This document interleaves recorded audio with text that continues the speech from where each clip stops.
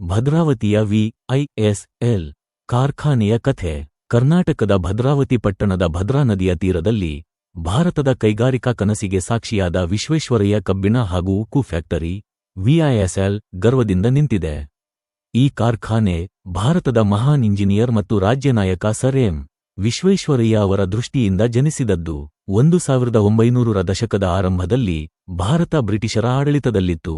ಮೈಸೂರು ಸಂಸ್ಥಾನದಲ್ಲಿ ಉಕ್ಕಿನ ಕಾರ್ಖಾನೆ ನಿರ್ಮಿಸುವ ಆಲೋಚನೆ ಅಸಾಧ್ಯವೆಂದು ತೋರುತ್ತಿತ್ತು. ಆದರೆ ಆ ಸಮಯದ ಮೈಸೂರು ದಿವಾನರಾದ ಸರ್ ಎಂ. ವಿಶ್ವೇಶ್ವರಯ್ಯ ಅವರು ಭಾರತೀಯ ಕೈಗಾರಿಕೆಗಳ ಶಕ್ತಿಯನ್ನು ನಂಬಿದರು. ಮೈಸೂರು ಮಹಾರಾಜ ಕೃಷ್ಣರಾಜ ವಾಡಿಯಾರ್ ನಾಲ್ಕನೆಯವರ ಬೆಂಬಲದಿಂದ 1923ರಲ್ಲಿ ಒಂದು ಸಣ್ಣ ಕಬ್ಬಿಣದ ಕಾರ್ಖಾನೆಗೆ ಅಡಿಪಾಯ ಹಾಕಲಾಯಿತ.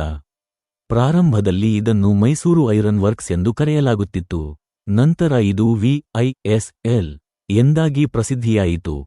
ಕಾರ್ಖಾನೆ ಮೊದಲಿಗೆ ಸ್ಥಳೀಯ ಕಬ್ಬಿಣದ ಅಯಸ್ಕ ಮತ್ತು ಕಲ್ಲಿದ್ದಲನ್ನು ಬಳಸಿಕೊಂಡು ಪಿಗ್ ಐರನ್ ಉತ್ಪಾದನೆ ಆರಂಭಿಸಿತು.